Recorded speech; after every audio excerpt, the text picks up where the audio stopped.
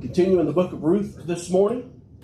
If you want to go ahead and get there in your Bibles, we'll be in chapter 3, beginning in verse 10. We kind of started on that last week, but really didn't get too much into it. I'd like to go back and read through that and talk about it for just a little bit, because I think it's a significant passage for us to think about and some of the implications for it.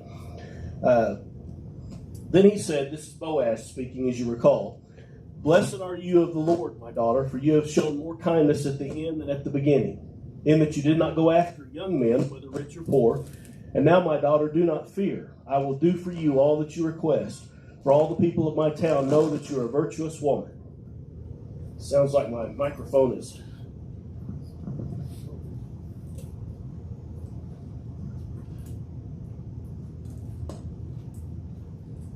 They need new batteries. Maybe this one will work a little bit better. We'll change that out between class and worship and get that all going. We said we don't know how long those batteries last on this system, so about 3 weeks we can figure that out, and they're pretty well shot. Of course, if Grady wouldn't speak so long, they'd last longer, but nothing you can do about that. So Boaz starts by complimenting her, obviously, for her kindness, and he's saying, "You've shown more kindness at the end than at the beginning." So what beginning kindness is he talking about there? When she stayed with Naomi. When she stayed with Naomi, when she came back with her, when she went out to glean so that they would have food to eat and take care of her. But this kindness at the end, what does that suggest to you about how Boaz, looking at himself and looking at her, what kind of picture do you get of that mindset? This seems like a really nice, godly woman. Okay, it seems like a really nice, godly woman, obviously. We don't know how old Boaz is at this point, but doesn't it sound like he's suggesting that he's older? You didn't go after the young men, is what he said. Or whether rich or poor. You didn't maybe go after someone closer to your age or something of that nature. And so he seems pleased by that. And we know why she did that specifically, whether it was attraction or she knew he was the near kinsman. And as a result of that, that's why she was pursuing him, going after him. But basically, whatever's going on there, he's pleased. You can tell he's ready to take her on in this role of the near kinsman, the kinsman redeemer, the Gaal from the Hebrew language. And he said, "And now, my daughter, do not fear. I will do all that you request. Don't worry about it. I got this covered." And then notice, "For all the people of the town know that you're a virtuous woman." And wouldn't that be a wonderful thing to be said about every one of us? Virtuous man, virtuous woman, virtuous Christian. So how did she get that designation? What has she done to get that compliment, if you will? Well, she's returned. She's not an Israelite. She's returned with her mother-in-law. Yep. She's been taking care of her. She's going out in the fields. So these are things people would have deserved. Sure. She's a foreigner who came back with mother-in-law. Not only did she come back, but she's taking care of Naomi. Gleaning in the field, doing those things. Again, we don't know how old Naomi was at that point in time, but she has said earlier in the discussion about having children that she's too old to have children. She's too old to have another husband, so whatever that means in age-wise, she's probably in a position where maybe gleaning grain wouldn't be as easy for her as well. And so Ruth takes over and is taking care of her. This foreigner coming in, taking care of her mother-in-law. Dave? Me being the great Hebrew scholar I am, Oh. I'm able to read the notes in my Bible here. Uh-huh. Hebrew word is also used as mighty man of valor. Mhm. And so, it's got a wide. Right. Yeah, and that Hebrew word gal that signifies, it can mean a lot of things other than kinsman redeemer.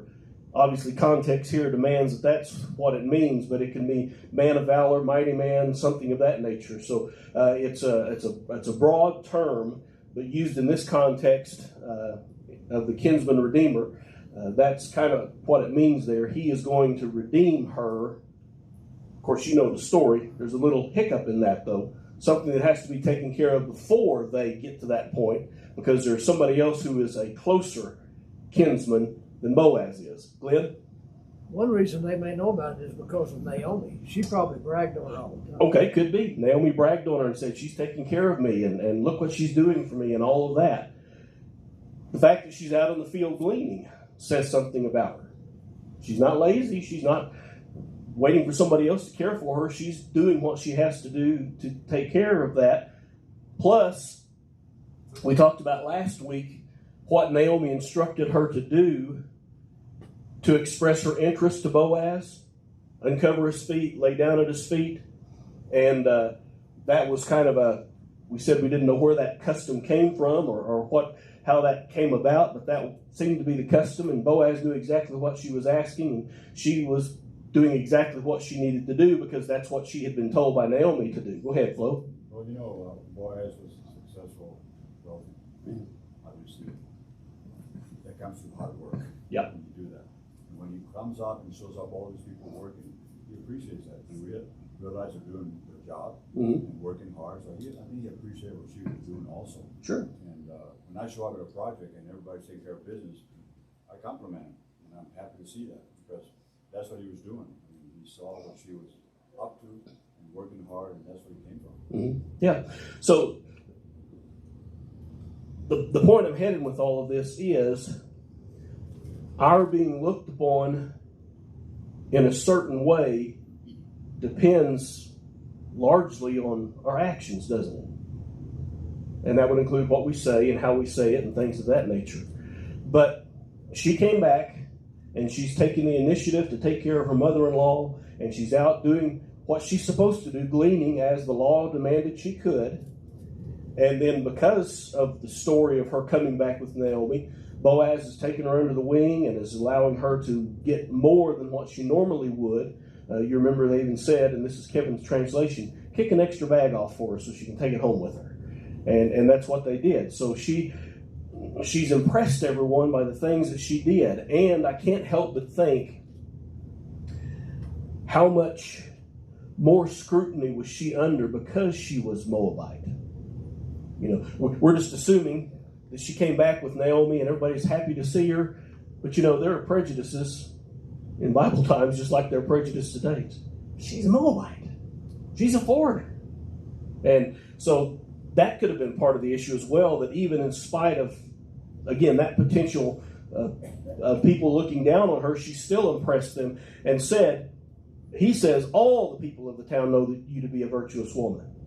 And so it wasn't just a select few, but everyone has heard about her. And of course, again, Bethlehem was a small town, so small towns are different than big cities like Colorado Springs. But she made an impact. And I think the lesson for us is, what kind of an impact am I making? What kind of an impact are you making in whatever circles we run in? Obviously, people we don't come in contact with won't know us, but where we go, what we do, what impression are we leaving? Ellen, you had a comment. Yeah, he said for all the people of my town. Mm-hmm. So you wonder how big it must have been the harvest. Like Flo and I were earlier talking about, working in the fields and everything, and I can kind of see this picture. Like if you go to Southern California, you see the fields all laid out with the crops they have, and then over here they have a setup that they go to and it stays there year round. Mm-hmm. It's got all the houses and everything that they need, so that could be like this town. Mm-hmm. Yeah. So again, the lesson here I think is here's Ruth demonstrating, maybe more than anything, her full embrace of God's way for his people. And again, she lived with Naomi for, we know, at least 10 years. That's the only timeline or dates were given in the book to give us an idea of how long things lasted. But they lived in Moab for at least 10 years and probably a little bit longer than that. And so in that 10 years, she had learned whatever the customs, whatever the practices, whatever the morals, if you will, were of the Israelite people. And the fact that Ruth came home with her and says, your God will be my God, your people will be my people, indicates she's embraced those and has made them her own. And so I guess the challenge here for us is, let's make sure that we, in our dealings with people, are Ruths. That we think about what we say, we think about what we do, and how we act, and so people will say, something different about them, something unique about them. And maybe that will encourage them to say, well, what is it that's different about you than these other people? And so that, to me, is a challenge for all of us that we can get out of this book, is just her dedication to what's right. And that is, I think, a very important aspect of this story. All right, other thoughts and comments on those verses? All right. Now, it is true that I am a close relative. However, there is a relative closer than I. Stay this night, and in the morning it shall be that if he will perform the duty of a close relative for you, good, let him do it. But if he does not want to perform the duty for you, then I will perform the duty for you. As the Lord lives, lie down until morning. So,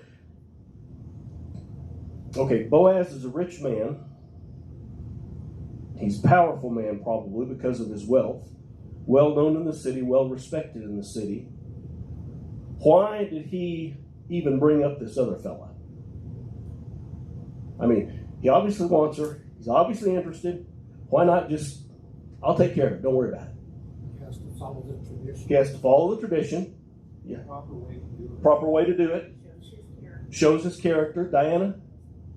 Say, okay. Boaz is a good man too. And Boaz is going to do what's right, even though there's a risk there that he loses her. Correct?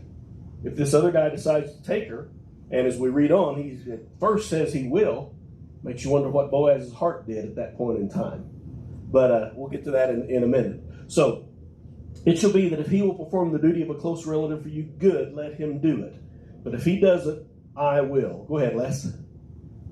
Makes me wonder about Naomi. She probably knew about the closer relative. You would think she would anyway. She singled out Boaz. So, look at her motives. Okay. Les is bringing up a point that's interesting. What was Naomi's motives about not going to the nearest near kinsman and going to Boaz? The guy's loaded, that's why. I mean, I don't know if that's the case or not, but she knows he's rich, and, you know, why not do that? Go ahead, Elwood, and then Bob. He's 15 years older than Boaz. Okay. All right. How's he going to have a child? Okay. The character of this other closer relative may have probably was known, and they kind of knew how this was going to play out anyhow, if it was going to work. Okay. Bob suggested maybe they knew this person and knew how it was going to play out, knew that he wouldn't be able to redeem or wouldn't want to redeem. And so, again, speculation, all this, but it's kind of interesting to think about it, is that Dave, okay, go ahead. Go ahead, Dave. Well, later on, Dave and then Dave. we're going to discover that he's got some inheritance issues in his family, Mm-hmm. which probably means he already has sons who have been allotted their inheritance, and it's just going to muddy up the works, you know. So maybe Naomi knew that too. Yeah, it could be that well, we'll get to that. Talk about the circumstances of him. David, go ahead. Okay. So let's go ahead, Marcia. It sounds like she didn't have a choice in this matter. No. Evidently. Can y'all hear me just fine? Yeah. Yeah. All right, we'll change batteries in both of them evidently before worship. Ruth really didn't have a choice in this matter. It was the system was set up of the nearest kinsman takes her to raise children in the name of the dead person, and so whoever took her in, she had to go. And again, from our circumstances, we look back on that and say, that's a weird system. But it was what it was. Whether it fits into our modern culture norms and values and things, it doesn't matter, because that's the way it was at that point in time. It was a way to ensure that women who were left widowed or orphans were taken care of in that society. And it may not have been the ideal situation. And, I don't know. Again, we don't know. Maybe Ruth was surely hoping and praying he's Boaz. I don't know what the circumstances are of that. But she said, stay till morning. So she laid his feet until morning and rose before one could recognize another. And he said, don't let it be known that the woman came to the threshing floor. Also he said, bring the shawl that is on you and hold it. And when she held it, he measured 6 ephahs of barley and laid it on her, and she went into the city. And so again, there's a little bit of clandestine actions to this. And some people would say, well, we suggested earlier, shared with you one of my professors from graduate school, he had it convinced in his mind that her uncovering his feet, there was hanky-panky involved in that. And I think we all agreed, that's not, I don't see that at all. But just appearance's sake, maybe what they're thinking about here. She comes, she lies down after everyone's asleep, then she leaves, so there's no question or doubt in everyone's mind about what was going on. And I can't help but wonder if Boaz isn't thinking 6 steps ahead, thinking, I don't want word to get back to this other near kinsman until I have a chance to talk to him and work this all out. And again, we're speculating on all of this, but the nice thing he did is, do you remember how much barley she took on the last time? 1 ephah. Now he's giving her 6. So he's taking care of her, giving her more than what she needs or what she needs, and sending her home with that. Then she went into the city. And I bring this up because there is a difference in some of the translations. And it's not really that big a deal, but it could be a big deal. The word she is in the Syriac and the Latin Vulgate. That's how it's translated in those 2 versions. The Masoretic text, which is basically the Hebrew Old Testament as we know it, the Septuagint, which was the first Greek translation of the Old Testament, and the Targum, which was an Aramaic translation of the Hebrew Old Testament, use the word he. So, measured 6 ephahs of barley and laid it on her. Then she went into the city. Okay, she went back into the city. Go back to Naomi's house. Then he went into the city. And again, it doesn't make much difference, but I'm kind of struck by if it's he, if the Masoretic text and Targum have that translated correctly, he didn't waste any time heading into the city. He took off. He wanted to get this done, and I think we understand why. Again, doesn't make a bit of difference in the outcome or the interpretation of it, but if it is that he was the one who went into the city, he's going to get on this and take care of it in very short order. When she came to her mother-in-law, she said, "Is that you, my daughter?" Then she told her all the man had done for her. She said, "These 6 ephahs of barley he gave me, for he said to me, 'Do not go empty-handed to your mother-in-law.' And then she said, 'Sit still, my daughter, until you know how the matter will turn out, for the man will not rest until he has concluded the matter this day.'" And so, how Naomi knows that, I don't know, but she's convinced he's going to take care of it today, which leads me to think that maybe that translation of he went into the city is accurate as well, because he went into the city, and the fact that he's already gone into the city means I'm getting this done today. And so you're just going to have to be patient, Ruth, and sit here till we hear news about what's happening with Les. And that's even more clear because this is right in the middle of harvesting his crop. Sure. Yeah, so what should he be doing? Out there taking care of his harvest, being in charge and watching over that. he leaves all that behind, and he's going into the city to take care of things and get this done. Bubba? Naomi probably figured when she came back with all that barley that he really had taken a liking to her Yeah. and to them. And he goes, Yeah, she puts two and two together. You brought home 1 ephah when you were doing it yourself, and now you brought 6. Something's going on here. So yeah, that could be part of the discussion as well.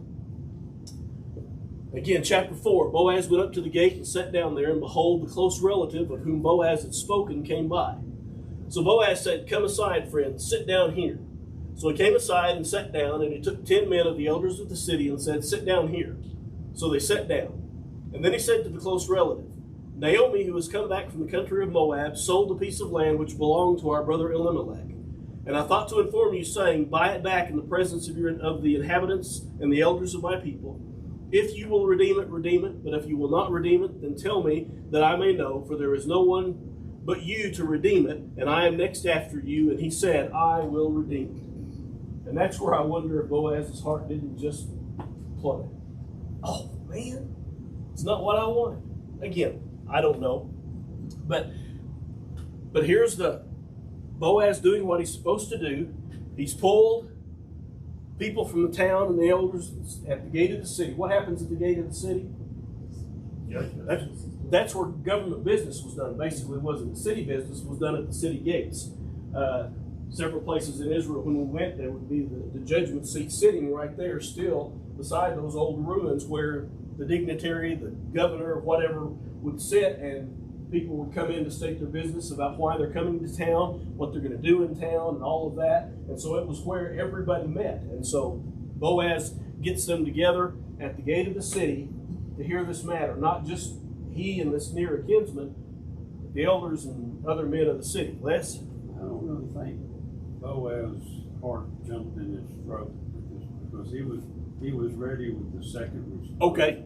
I think he knew the guy's situation. I may be reading more into Okay. Les suggested maybe he knew the guy's situation and knew what was going to happen. So maybe his heart didn't fall into his shoes when that happened. Could very well be. Wouldn't you like to have a lot more detail in some of these stories, just so you know? But we don't, so we'll deal with what we've got.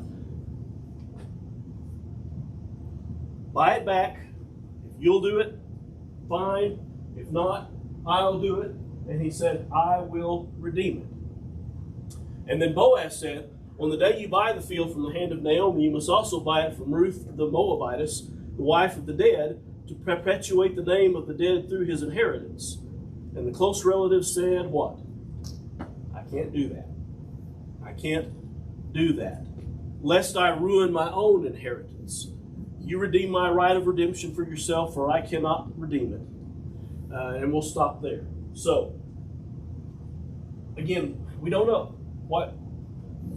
Maybe as Les said, there was other issues with his inheritance, and he was in a situation where he could not take on the buyback of this land and the taking care of another person in his household. Maybe he just financially couldn't do that, was unable to do it. We have no idea what the circumstances were, but he said, "I will do this," until he hears about Ruth. And then that changes the complexion of the whole deal. He can't do it because of that for whatever reason. Maybe he was just thinking he was buying back the inheritance from Naomi, and there wouldn't be the kid stuff involved in all of that. But then when he hears about Ruth, he knows he's got to be a father in that circumstance, and that may be part of why he said he couldn't do that. Mike? Yeah, he may have had a wife. Sure, yeah. Mike says he may have already had a wife, and that would make things complicated for him. It's interesting, I think, that in the Old Testament, how many of the guys in the Old Testament had more than one wife? Every one of them. And how many of those were good situations? Somehow it never turned out usually to be a good thing. But anyway, that aside, God allowed it. That was we're not going to argue with that. But he said, "I cannot redeem it." And so verse 7, "Now this was the custom in former times in Israel concerning redeeming and exchanging. To confirm anything, one man took off his sandal and gave it to the other, and this was a confirmation in Israel. And therefore the close relative said to Boaz, 'Buy it for yourself.' So he took off his sandal." And again, this was the custom. Where did that custom come from? Well, wasn't in the law itself, so somehow they come up with this custom to figure out how to demonstrate what you've done. Go ahead, Dave. Actually, it was in the law.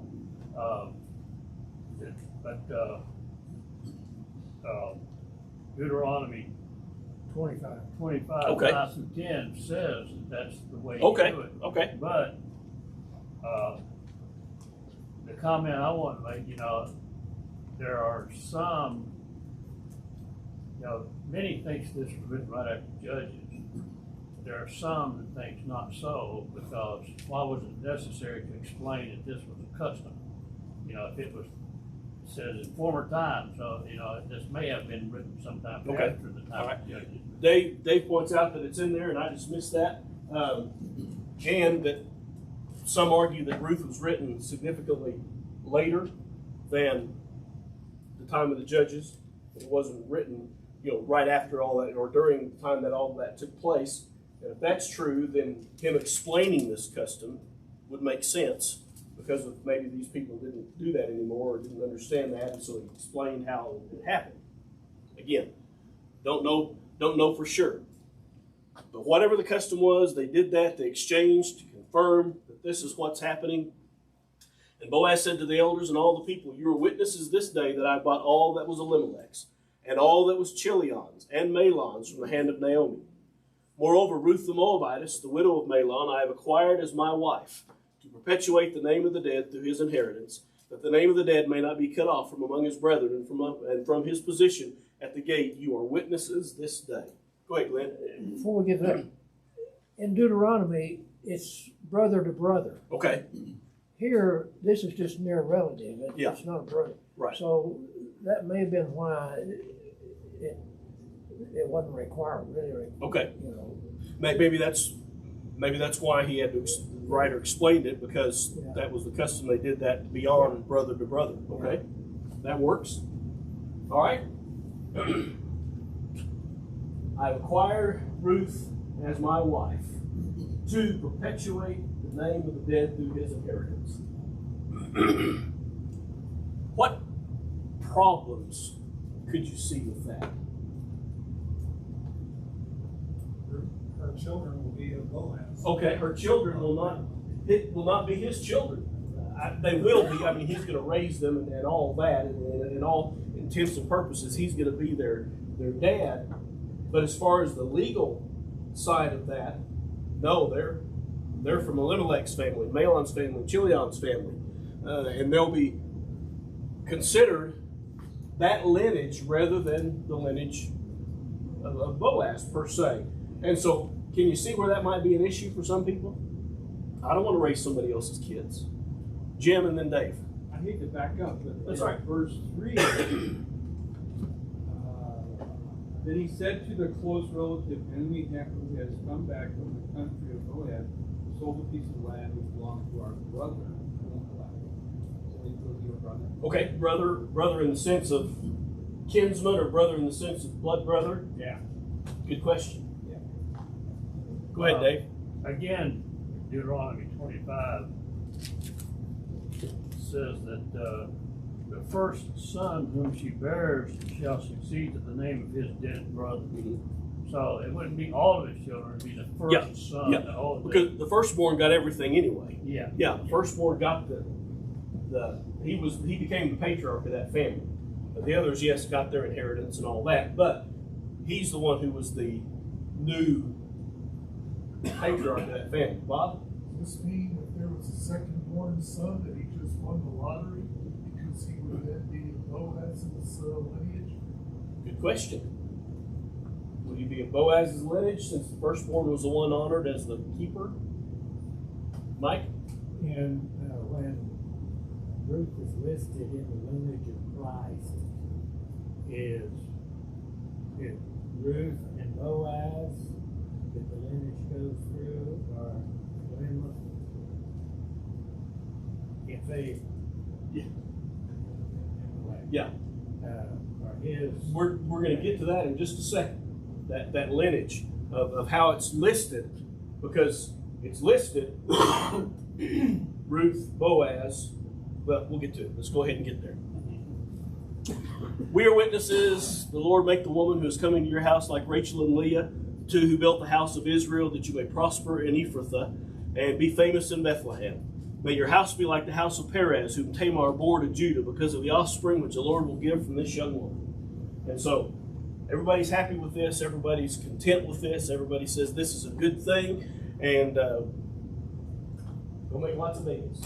It's kind of basically what they're saying. And may those offspring be like Rachel's and Leah's, which that's kind of where it all started, wasn't it?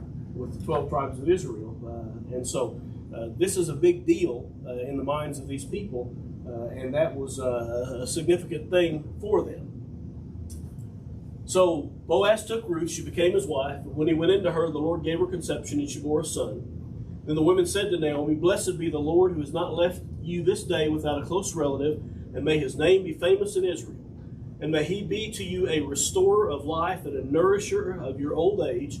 For your daughter-in-law, who loves you, who is better to you than 7 sons, has borne him. Then Naomi took the child and laid him on her bosom and became a nurse to him. And also the neighbor women gave him a name, saying, There is the son born to Naomi, and they called his name Obed. He is the father of Jesse, the father of David.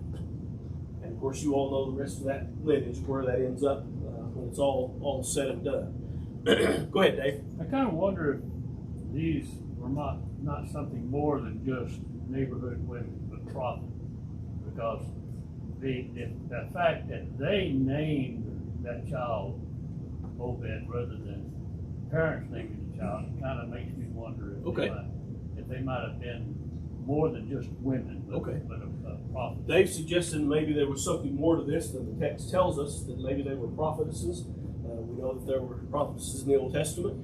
Had carried a little bit more weight in suggesting that they named this child. Again, one of those questions we can't answer because we just don't know. There's a son born to Naomi. Not Ruth in that context, is it? Born to Naomi. And so again, this is a bigger thing than just Ruth and Boaz, but it involves that entire family unit there, and that's a significant thing. And Naomi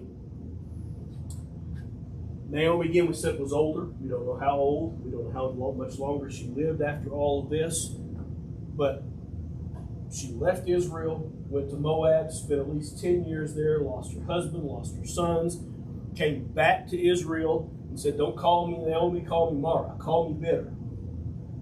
And she's kind of come full circle back to, shall we say, happiness, contentment, seeing that the Lord has taken care of everything so that when she leaves this earth, her family's lineage continues on. And of course,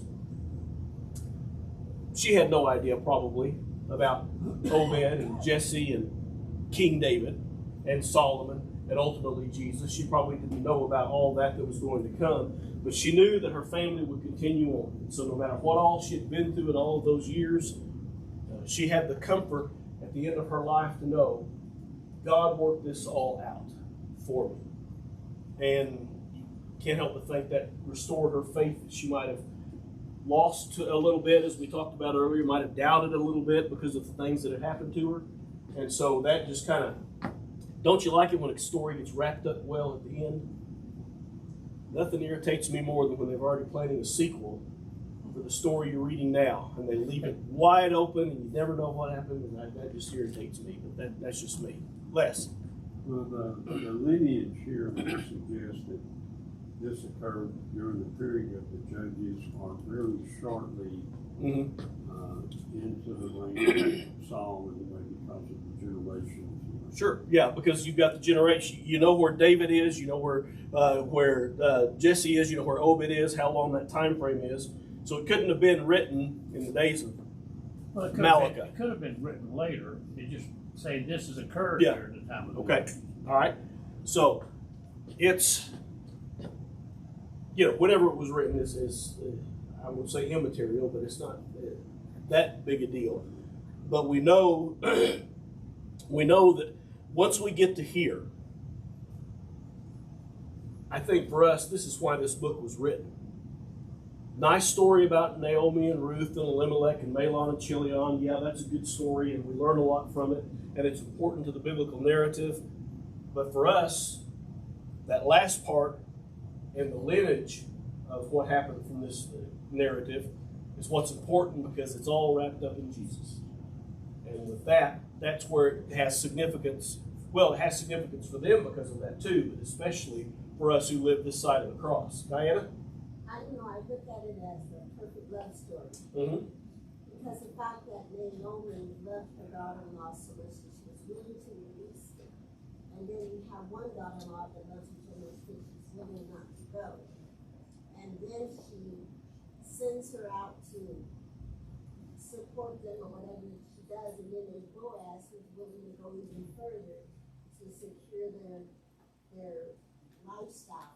So there was that love that he had for her. And then it goes back where the people see it. And then again it says that she showed more dedication to Naomi than 7 sons. So how great is that? It's 7 times more than anyone could imagine. Beautiful story, isn't it? And again, we said when we first started this study that one of the reasons we went ahead and looked at Ruth was because we finished studying the book of Judges. And I know most of you said something to this effect, or probably thought something to this effect. The book of Judges leaves a bad taste in your mouth, because nothing good really happens in that book. I mean, yeah, there's some heroic things, but overall for the state and the nation of Israel, it was really, really bad at that point in time. And the story of Ruth demonstrates to us that even in that awful circumstance, during that awful time, there are still good things happening. There's still good people living and doing what they're supposed to do. And good things can happen, even during the most difficult and darkest of times. And that's why we said we'd go ahead and study this. Just, I think the wording we used, Judges left a bad taste in your mouth. Ruth is the breath meant to fix that. And I think that's kind of how it works out. Dave? I think one other interesting comment is in verse 11. It says, "May the Lord make the woman who is coming into our house like Rachel and Leah, who together built up the house of Israel. May you act worthily in Ephrathah and be renowned in Jerusalem." Ephrathah and Jerusalem are the same city, just a different name. But, Bethlehem, yeah. Yeah. Ephrathah and Bethlehem are the same city, but some are pointing this as another reason why Jesus had to go back to Bethlehem for that birth. You know, Sure. Yeah, it's all tied together. Ephrathah was the ancient name of Bethlehem. Bethlehem was the later name, and how we know that city today. But again, thinking about the lineage, that's where Jesus was taken back to, or where Mary and Joseph went back to, and where Jesus was born, because that was their homeland. That was where their family came from. That's where their land was that they came from. Les? Well, I think there's an important lesson for all of us also here. If you look at the big events of Jewish history and follow the lineage of the kings and all this, here's God's providential hand working in this little backwater town of Bethlehem with people that seemingly would be quite unimportant, no big names, and yet they played a big part in what God wanted to accomplish. And that sort of tells us, we don't know the things that we do in our life, how impactful they will be in the future. Yeah, absolutely. Les makes a good point, in case you couldn't hear, that you look through all these events that happen and all the big names in Bible history, and this story isn't filled with it. They're big names now because of what happened here, but they were seemingly not what we would consider really important people before this all took place. They kind of came into their own because of what they did. But that's, Les says, and I agree, it's a good lesson for us to realize we may not know what our good deeds will do and what our actions will do, simply because you just don't know how God's going to use that and make something grand out of something maybe that's a simple gesture. Glenn? This gives Boaz a better name too, because he actually is, the grandson or whatever, of an illegitimate child, from Judah and Tamar. So it raises his status, I would imagine, in the eyes of the social Jews. hierarchy. Yeah, Yeah. absolutely. I think you're right about that as well. So Perez begot Hezron, Hezron begot Ram, Ram begot Aminadab, Aminadab begot Nahshon, Nahshon begot Salmon, Salmon begot Boaz, Boaz begot Obed, Obed begot Jesse, and Jesse begot David.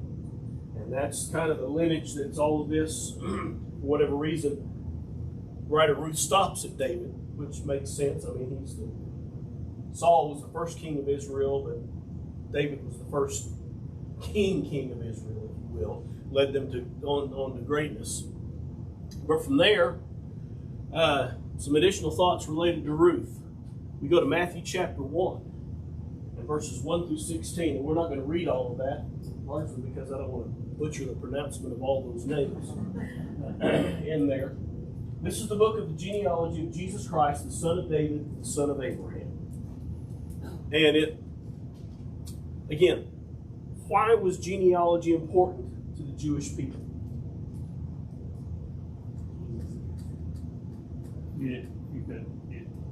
First of all, it was a pecking order. Okay.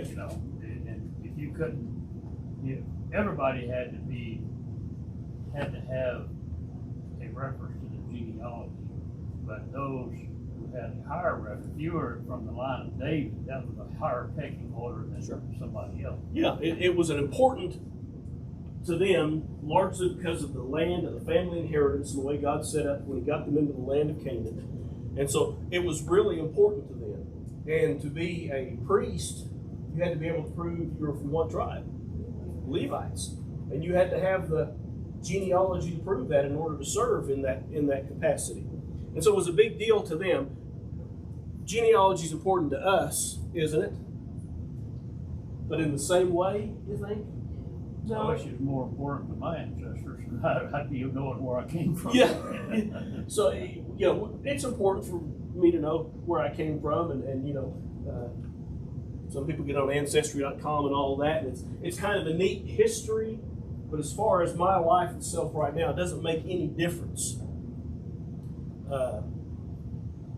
My uncle on my dad's side is actually aunt's husband, so he was an in-law. Did some research and was able to trace the Ballard side of the family back to 1765, and the guy operated a ferry across the river in South Carolina.